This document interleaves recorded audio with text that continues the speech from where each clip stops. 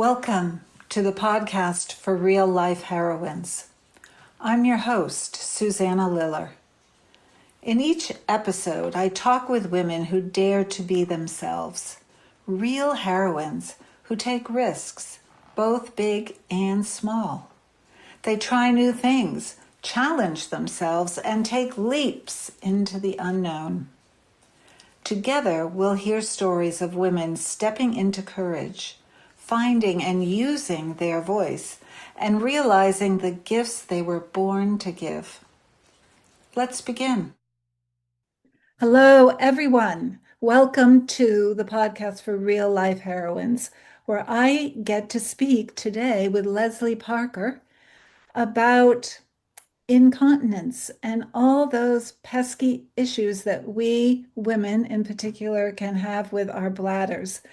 And welcome, Leslie. Thank you so much for making time for us today. Thank you. I'm happy to be here. Leslie is a pelvic floor physical therapist, and she's an author.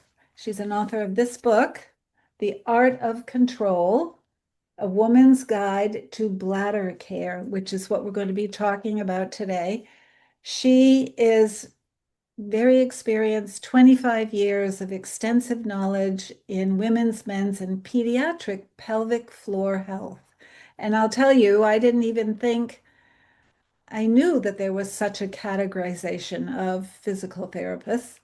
I have learned so much from reading this book, Leslie, and I can't wait to share information with everybody.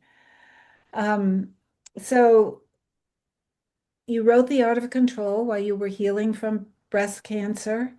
You say that it's a pandemic. And actually, you say in your book that something like, where did I write? 19 million women in the world today have incontinence. And it's probably higher now. 19 million. And here was a big, big piece of knowledge for me that it's one of the leading causes of nursing home admissions. Mm-hmm. Yeah. So, in your book, you released it and it became an Amazon #1 bestseller. During the first week it was published, and I can attest to why that would be such useful information, which we're going to talk about. And it's interesting that you're known by all these names. And you say you love the name. So the Bladder Queen and the PPT, P physical therapist and the miracle worker, because you have helped many, many women solve their incontinence problem. And we're going to talk about why that is and how that happened. And clearly, this is your passion. Um, and that's really your story is really such a true heroine's journey story. I just want to make sure I point that out because you didn't start out being a physical therapist. You said you didn't know what you were doing when you were 22 years old, and tell us where you began. Well, no, I did not start as a PT. I did not. I loved math in school, so I decided to become a math major. 2 years into that, I transferred schools. They didn't have math majors, so I said, well, what do you have? And I chose computers. Yeah. So I have a computer degree, worked in that field for a while and realized I hated it. And went back to college one more year to try accounting. Basically, I was lost. Yeah. And then I didn't like that either. So I had met my future husband at the time. We went to a park, grabbed a book from the library of careers, and literally went through A to Z. And at P, I stopped. I'm like, physical therapy, that sounds cool. Mm. And that's how I picked it. And this I love. Yeah. So it's so, so many of us start that way. And I think that what the leap that you make, was it hard for you to say, okay, I've had all this schooling, but I'm going to leave it behind and really try something new? How was that for you? So that was difficult Yeah, because starting over, knowing that I'm going to be another 6 years in school, right. which was 11 total, higher education, but I was not happy. Yeah, I was not happy, and I had people believing me that I could do it. yeah. But did people say to you, oh, you're too old? You've already had all that. Why would you waste all this? This is what we call on the journey, we call them threshold guardians, those voices. Right. There was a few people, but honestly, once I made up my mind, it didn't matter. Yeah. And now you clearly are living your passion. This is your heart work, your soul work. Mm. I Yeah, love it. I still to this day love it. I'm very passionate about it. right. Well, that's clear. And so again, that's such an example. A heroine lives her passion. And I also have to say, sometimes you can't go into it immediately. Sometimes you have to have another job, which is kind of moving you along while you start working on your passion. And that's perfectly okay too. But so let's get into this. But I have a question about your book. I have a question about the introductory quote that you have, which is from the famous Oprah. If you want to do something you've never done, you must do something. If you want to do something you've never had, you must do something you've never done. Why did you pick that quote to put at the beginning of your book? Because it resonates with me, and basically it means that I had to take a leap of faith, and it was scary. Yeah, And that quote means that to me. If you want something more, you really have to go outside your right. comfort zone. Right. You have to leap into the void, into the unknown, right? Yeah, I Right. love that quote too. So I want to remind you, I had shared with you um, how I found out about you and connected with you. So my marketing director, Karen De Silva, started maybe over a year ago. Susanna, you have to talk with this woman. She would be great for your podcast. Her information would help so many women.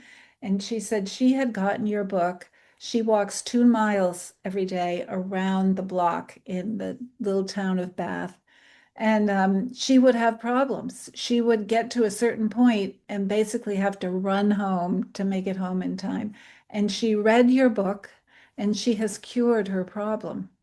So when you meet people like that, and I know that's your clientele, what's the first thing you ask them to do? What are like the first steps? And I know there's many other things and I want to talk about them, but what would you say to a new client? What would I say? Well, history is everything for me. I consider myself a puzzle solver, which history is everything. And I pick apart little things, go back and forth. Um,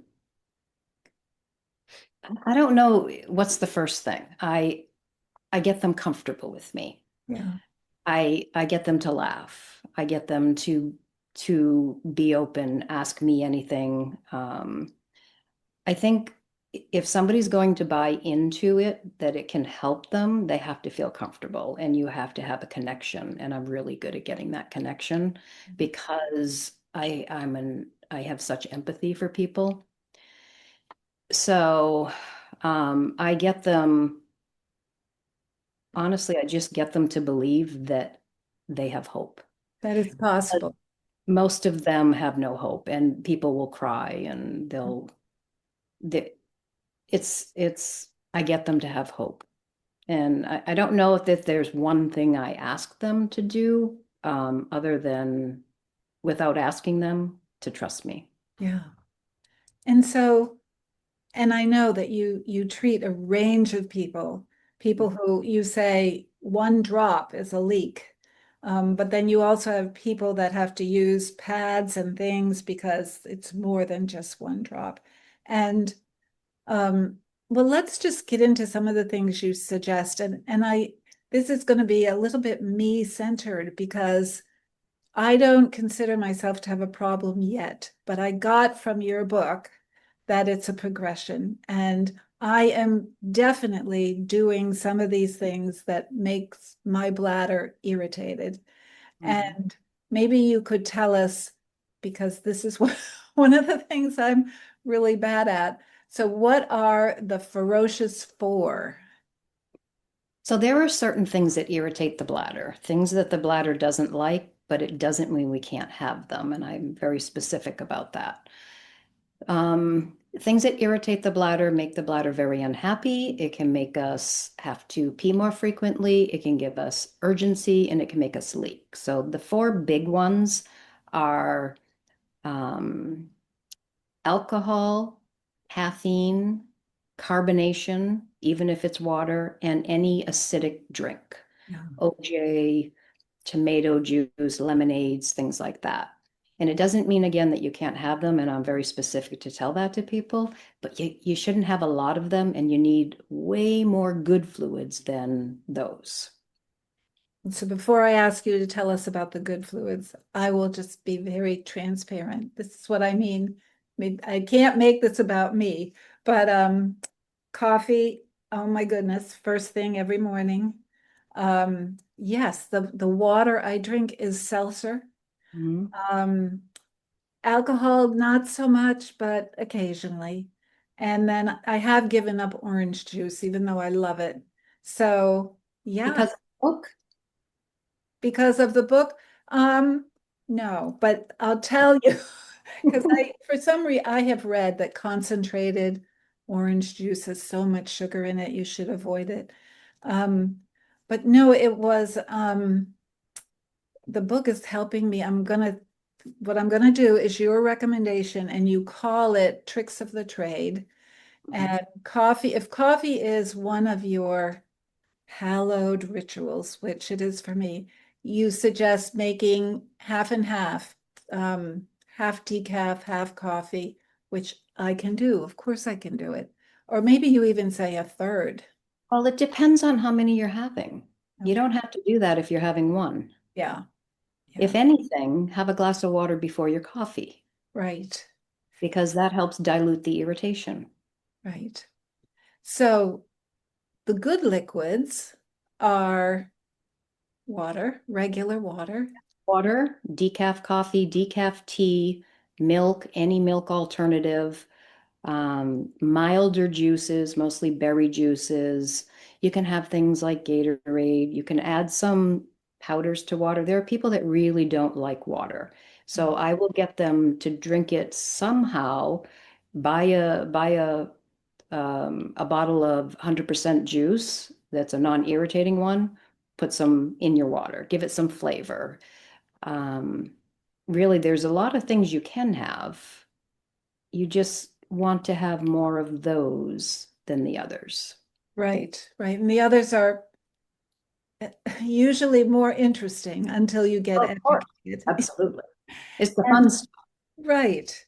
Mhm. Um, and so this was one thing that I read in your book that just blew me away because I have always said, I don't want to drink because I don't want to have to go. And particularly, before going to bed. And what you tell us is the less you drink, the more you pee. Mhm. I want to say something about, and I think you should also share a bit about how the bladder is a muscle. Okay. Yeah, that explanation helps. Do that. I'll address that first, the first thing you said. One of the other things that irritates the bladder, which is a big one that nobody thinks of, is if we don't drink enough fluid, good fluids. We don't drink enough water. We don't drink enough um, juices, good fluids. The reason is kidneys make urine 100% of the time. So the bladder is always filling with urine. If we don't drink, the urine in the bladder is very concentrated. And even though the urine belongs in the bladder doesn't like concentrated urine. That's your fifth irritant, is concentrated urine. Mm. So when somebody feels like they pee often and they don't want to pee often, they hold back their fluid and the water. They have their coffee, they have their soda, but they don't drink water because they say, well, if I drink water, I have to pee. Right. But it's not that way. The water helps dilute the urine, and diluted urine stays in the bladder longer. So the second, if you want me to tell you about how the bladder works, we can do Yeah. that too. Yes. Yeah, that's so interesting to me because it helps to understand, I think. The bladder's very counterintuitive. What you think is going to help, it probably doesn't. Mm. Right. So you have another thing about, and this is something I'm guilty of. We go to the music theater to watch a show. I don't really have to go, but I say, I'm going to go because I don't want to have to go in the Mhm. middle of the show. And you say, don't, don't go just in case. Correct. And why is that? That's what I believe sets off everything. Mm. We don't want to miss out on things, but we don't want to have to get up in the middle of something to pee, right? Once we start peeing just in case, and just in case means you don't have the signal. You don't actually have to pee. Right. Once we start doing that, we start doing it more often. We're taking a bladder that should be able to hold for 4 hours and we're not allowing it to fill. If we don't allow it to fill, over time, the bladder won't empty as well. Mm. It's like a balloon full of water. If I have a balloon full of water and I have the end closed, if it's full and I do this, it's going to come out with a great force because it's pressurized. If I take that same balloon and half fill it and do this, it's going to come out slower. It might trickle. You might have some stuck in here, and it doesn't empty as well. And that's exactly how the bladder works. So once we stop allowing it to fill, it doesn't empty as well. And Mm. because it's a muscle, over time, the bladder will say, I'm too big. I don't empty well. I don't need to be this big. So it shrinks. Mm. When we pee just in case, often, that's what sets the bladder off to shrink. Wow. And that's what gets us up at night to pee. And I don't know, maybe nobody does this anymore, but as a mom with my kids, it was always go to the bathroom before we go, before we get in the car, make sure you go. Yeah. So Yeah. really, that's kind of a habit you don't want to get into. But maybe children are, it's different because they're young and their bladders are young and not irritated yet, maybe.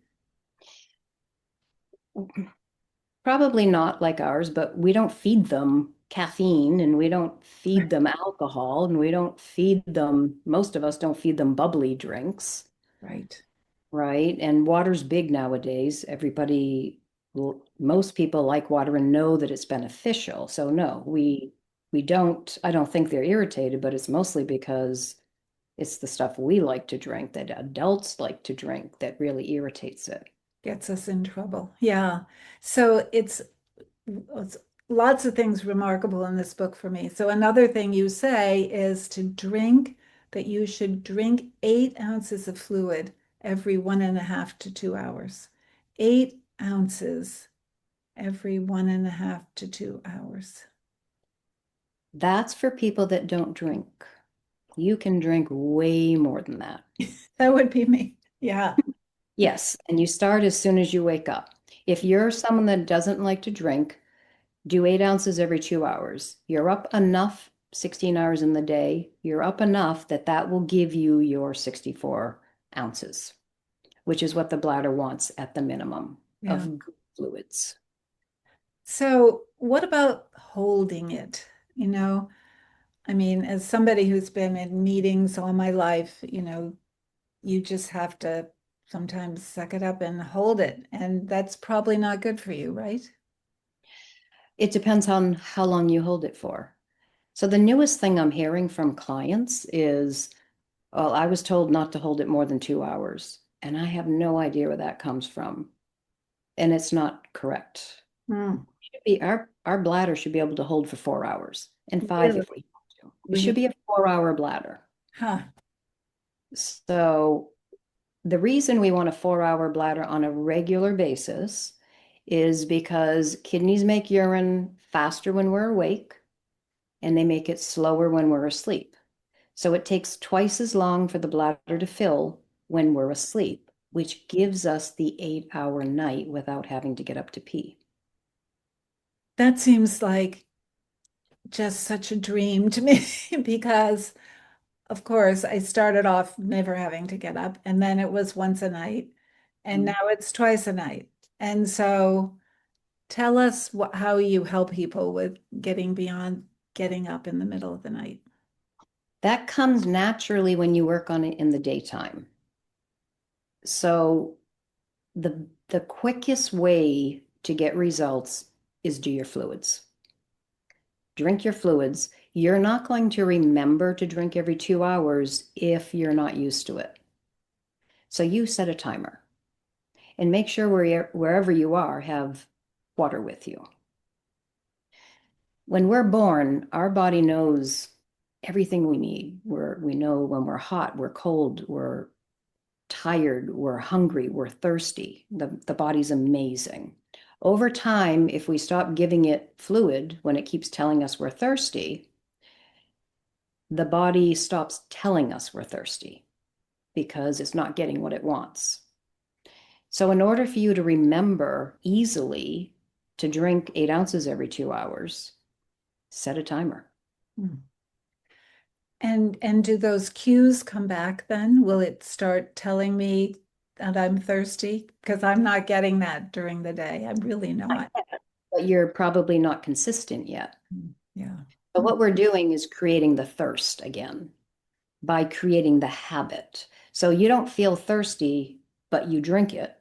Your body will thank you for it, including your bladder. And eventually your body's going to get used to it again and then say, I'm thirsty. And then you don't need the cues anymore. Yeah. You have any idea? I mean, I know you have cured people of incontinence in a month's time, but do you have any sense of when those cues, I guess it's different for everybody, when the cues that you're thirsty comes back? Is that soon? It can be. So all you're doing is creating a habit. And I think I read it takes up to 3 weeks to create a habit. It Right. comes faster than that. The key is to be very consistent with it. And I've had people within a week or two. Mm. They don't need the reminders anymore. Now they're thirsty. Okay, I think I've added that to my cutting back on my mixing the coffee, doing the drinking every 2 hours, 1.5 to 2 hours. Um, so what about the exercises? So exercises are great, but there's a little bit of it depends on what's going on. Um, if the pelvic floor muscles are weak and there's no pain involved, there's no history of pelvic pain or tight pelvic floor or pain with intercourse or pain with tampons or really bad menses for years and years, then the muscles are weak and loose. Weak and loose, do all the exercises. The other thing about the pelvic floor muscles is they're part of our core, our deepest core. Mm. So when you do core exercises, you're strengthening the pelvic floor as well. Right, right. If somebody has pelvic pain or pain internally, I don't recommend doing the exercises until that's addressed. Mhm. And and just from my, as a new person coming into all this, it seems to me that establishing those habits would come first before, or maybe you should start doing it all at once. You could do it all at once, but you'll get the quickest results with the fluids. Yeah, yeah, yeah. So as you're waiting on the strengthening, because strengthening takes a while, so you have to keep doing it and you have to be very consistent with the strengthening. But the fluids, I'm telling you, you get the quickest results with. And it boggles my mind that the more you drink, the less you pee. Mhm. And And it's, go ahead. the less you leak. Yeah, yeah. And it's all about what you're doing to that muscle that's the bladder. Yeah. So, another thing that was very interesting is I don't know if you said it, tricks of the trade, but that you have a mantra so that when people, as they're slowly beginning to get into this and learning what to do, but still they're in that situation, like my friend who was walking around the block and had to run home, there's something you suggest. You say it's a Band-Aid while they're learning all this. Can you explain that? It's a great Band-Aid, but it is a Band-Aid. So this is about urgency, bladder urgency. Bladder urgency means right out of the blue, all of a sudden you feel like you're going to lose your bladder. And again, most people think hurry up and race to the bathroom. But again, the bladder is very counterintuitive and it takes on our emotions. So if at that point, when you have urgency, the bladder's already contracting and it shouldn't. If we then sort of panic, oh my God, I gotta go, and we're trying to undo our pants, racing to the bathroom, the bladder thinks we're ready, it contracts harder, and we will most likely leak. So the worst thing you can do is panic and race to the bathroom. The mantra is the best thing you can do is just stop and be still and start breathing and tell yourself over and over again, I am not ready. I can do this. You Mm. can say it in your head and you got to mean it. You've got to mean it. And it works. It helps you get there. It's a mind-body thing, right? I mean, mind over matter. Um, yeah, Control it. right. But jeepers, it's very counterintuitive because we all want to panic when that happens. Or you sit there in the movie theater thinking, I'm gonna, you know, pee my pants and what am I gonna do? And so you're saying, no, sit there, breathe, and say it again, Leslie. Not ready. I can do this. Not ready. And and to the end of the movie and then have it continue and you're walking up the aisle and find the bathroom? That's different. If it's an urgent signal, we want to get control over it right away Yeah. before it turns into a leak. So the I'm not ready is just enough to get that bladder to stop contracting so you feel like, okay, now I can walk to the bathroom. Mm. In the middle of a movie theater is tough, Ugh. So, but you still can use that. yeah. My husband, we have had more than one instant where we're watching, like sometimes we're at the last 15 minutes and he's saying, I've got to go, I've got to go. And that makes me wonder, do you find this happens that women have a harder time with incontinence than men? It's definitely more women than men. Yeah. Why is Men, that? men is usually triggered with prostate issues, Right. usually, but it's more common.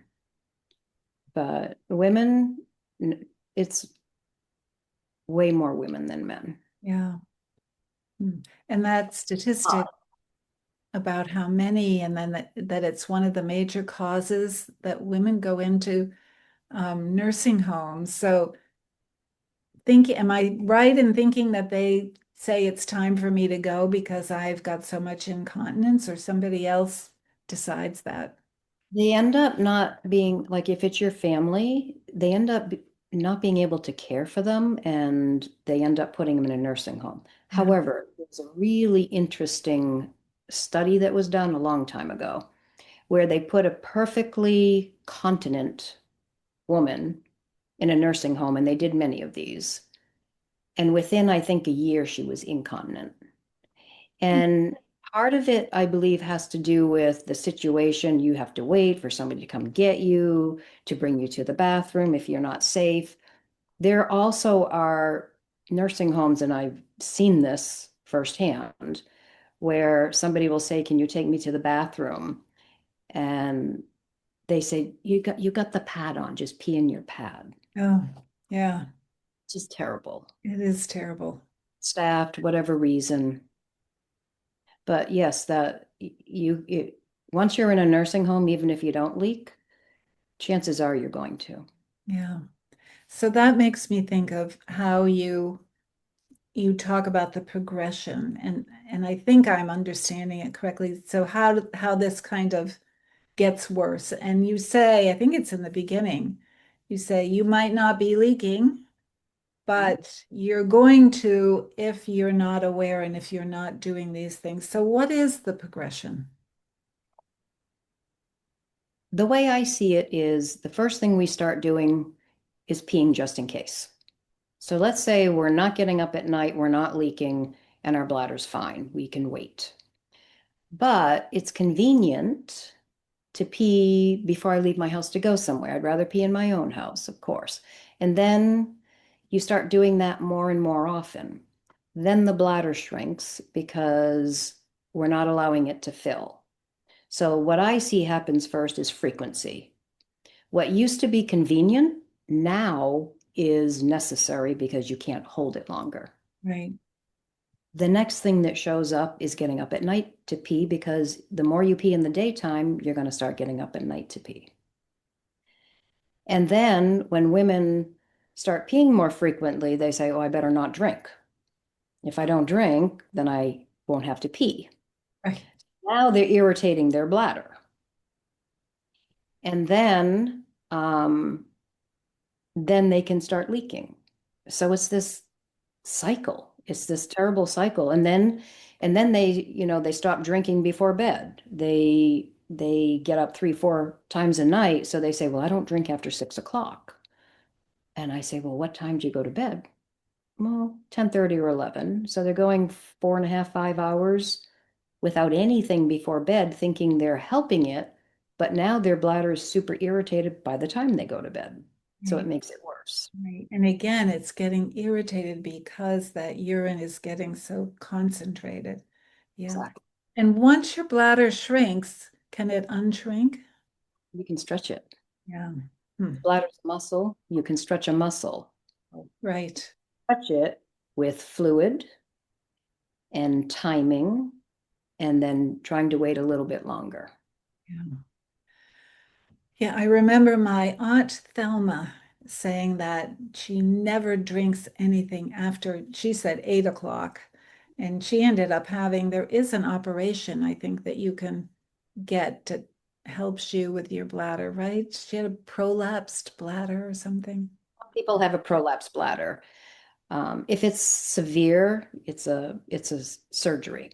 Yeah, And a prolapse bladder can make it more difficult to empty your right. urine. Yeah. But there's strengthening muscles that can help with that too. Strengthening your pelvic floor muscles, depending on how severe it is. Well, Leslie, I know that everybody listening has learned a lot today, really.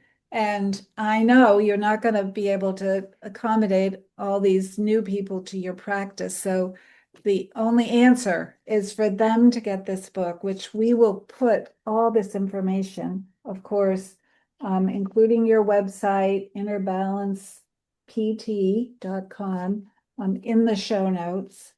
Yeah, it's been very helpful to me, and I need to put it into practice. That's what I need to do. Yeah, like everything, right?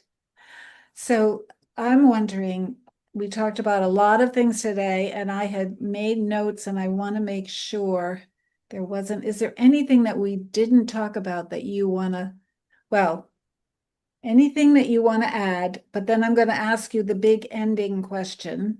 And the big ending question is, if they only remember one thing, what do you want them to remember? But before we go there, any other piece of this that you wanted to say more about? There's one piece I don't think we addressed, which is constipation. Ah, right. That's the thing that makes the bladder a little funky too. And most people don't think they're constipated, and they can be. So making sure your bowel habits are better, because if you are constipated, it takes up so much room in the belly that the bladder can't fill, can't expand, and it doesn't empty well. So that's one other thing that can lead to some leaking and frequency and urgency. And you have a whole chapter about that. I do. The constipation revelation. Yes. And of course, foods that you eat, like the most common foods for constipation, dairy, red meat, processed foods. Yeah. Well, okay. So much to learn, but now to the big ending question. In your view, what's the thing? Ladies, if you're gonna forget everything, don't forget this. I have two. Oh, two is okay. Number one, don't pee just in case. Yeah. That sets off the whole process, according to me, as far from what I've learned over the years. The second one, drink your fluids. Leslie, that's wonderful. I do not get an A in either of those, but I'm going to work on it. I like to be transparent, and I'm sure I'm not alone in all this. And you probably have that same sense that a lot of people aren't aware of so much of this, don't you think? Oh, absolutely. They don't even know we exist, that there's Right. help. Right. I mean, I didn't even know there would be a PT for bladder issues and. So what a great service you're providing. Thank you. Yeah. Okay, well, we have to be done, but I thank you so much for joining me today. Thank you for writing this book, The Art of Control. If you women out there thought you didn't have control, you have a lot of control. You just have to put these practices that Leslie has shared with us in place, and I will be there with you. So again, Leslie, thank you. Your information will be on the in the show notes. How do you want people who have questions to reach out to you through your email? Email is great. Which is leslie@innerbalancept.com. Correct. Okay, well, have a wonderful rest of your day. Everyone, thank you for tuning in, and tune in please again next month, and keep on the heroine's journey. Thank you. Yeah, take care. Thank you. Thank you for joining us for this episode of the podcast for Real Life Heroines. Your time and presence mean the world to us. If you're hungry for more inspiration and ready to craft your own heroine story, connect with Susanna outside of the show. Visit SusannaLillard.com to discover her courses and programs designed to empower you on your journey. Until next time, may your days be filled with the courage and strength of a true heroine. Stay inspired.